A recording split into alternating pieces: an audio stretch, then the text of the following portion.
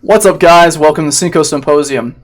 All right, so we got Disney. They're losing money. They're firing employees. They're losing subscribers. It's a great thing to see. And you got to ask, you got to wonder why. Before we get too much into that, please hit that like button, share the video, subscribe. Let me know what you think about the issues that I'm covering. So right here, we got Disney on Disney Plus. They've lost 2.4 million subscribers in the first quarter of 2023. That's a lot. That's apparently it's the first drop ever in subscribers. I mean, that's a huge chunk. And Disney just got done laying off 7,000 employees. So obviously, it's not just something small that's going on. And I know the economy's bad right now, even though Joe Biden says it's not, and all the Democrats say it's not. But I mean, you saw the tech center take a huge hit with like losing over 50,000 jobs. You got Google laying off tens of thousands of people. You've got everybody that's laying people off. It's not a good time. But is it just that? Is it just the economy that's making Disney falter, or is it bullshit like this? Is it their new show called The Proud Family, which we're gonna watch a little clip from right here.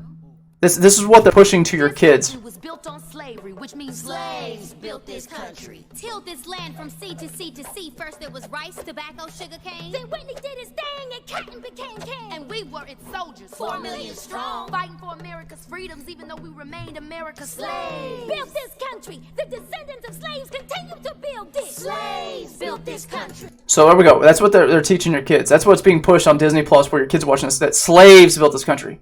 Not anyone else. It wasn't the people, who went to Plymouth Rock or any of the European settlers that came over here and worked and died in it. I'm not saying slaves didn't happen. I'm not saying they weren't a part of the whole thing, but like to act like that they built this country. This country was solely built on slavery. And that's the only thing. It sets the idea that this country is evil, and it will always be evil, that it can't escape. Even hundreds of years after, even though we fought the bloodiest war that this country's ever seen, that lost the most people, that doesn't matter. Even though that happened to end slavery, that doesn't matter. Even though we've gone through lots of civil rights, doesn't matter. Even though every inch of this earth has used slavery or had slaves at one point in time, and in a lot of places on this earth still does. It doesn't matter. It doesn't matter. This country will always be evil because it had slaves in its inception, which was like the norm for every country at that point in time. Like I said, it doesn't matter. It doesn't matter. This country's evil, and if you're of a certain skin tone, you are more evil than others. And we, the descendants of slaves in America, have earned reparations for their suffering and continue to earn reparations. All right, so, and then it's setting the idea that we deserve reparations for the past suffering. How many of your ancestors suffered, whether they're white, black, brown, orange, yellow, it doesn't matter what color. How many people have suffered on this earth, have suffered from the hands of other people? I don't think there's one of us that doesn't have some type of lineage that goes back where somebody didn't have a terrible time, that wasn't oppressed by someone or had land taken from them, or like you can trace it back to some sort of suffering. And the idea is, even though I'm not experiencing any of this, even though it was over 100 years ago, or in most cases, people, like, hardly anybody has direct descendants back to slavery. I mean, it's a small percentage of people. And how do you quantify it? It's a problem. Like, how do you quantify the whole reparations talk? I mean, that's a whole other discussion. But this is what is being taught to your children. This is what they're seeing, and this is what's influencing them when you're not paying attention. Every moment we spend submerged in the systemic prejudice, racism, and white supremacy that America was founded with and still has not atoned for. Slaves built this. We haven't atoned for it. Bloodiest war that we fought was on our own soil, killing each other, but we're not atoned for it. Field hands, but carpenters, masons, blacksmiths, musicians, inventors built cities from Jamestown to New Orleans to Banneker, Washington. 40 acres and a mule. We'll take the 40 acres, keep the mule. We made your families. Yep. So this is what's being pushed to your kids, and that's their new show. That's like with the stuff that they're coming out with. Like, I don't know about you, I don't want to pay to see that. I don't want to pay to have my kids be taught, like, you're actually evil for the color of your skin. And then, like, let's just look at, and aside from the fact that Star Wars, they've butchered Star Wars. They have absolutely killed Star Wars. Its new stories are awful. They make no sense. They're just dumb. And what do? Every time I turn around, there's something new they're changing with Star Wars to try to make it woke and kill all the characters that we love and enjoy. Now they're trying to make Luke Skywalker gay.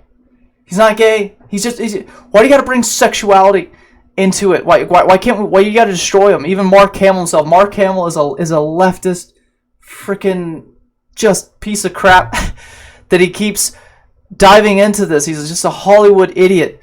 Like, he played one of my favorite childhood characters of all time, Luke Skywalker, the guy like who had just, you know, it was such a great character to watch up and grow and like oh, I want to be like Luke, you know, kind of a snot-nosed boy at first, like thought he was all that, and then kind of is humbled through his years of training and then becomes better. But it's just like every time they turn around, like with the new movies, they destroyed his character, and now they're trying to make him gay. It's like they keep trying to push the woke stuff in.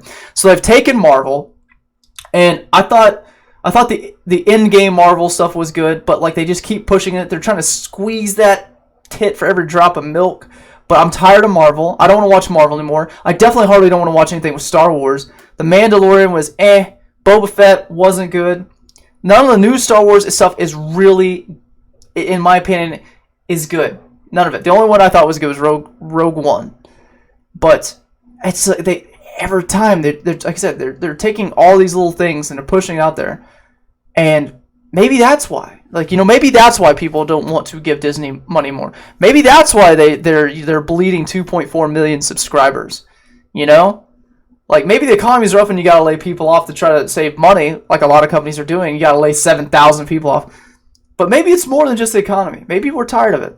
And I would encourage you that if you are against this woke propaganda, if you don't want your kids learning these things, then I would encourage you to also stop paying Disney money. Stop going to their theme parks. Stop watching their streaming services. Stop watching their movies.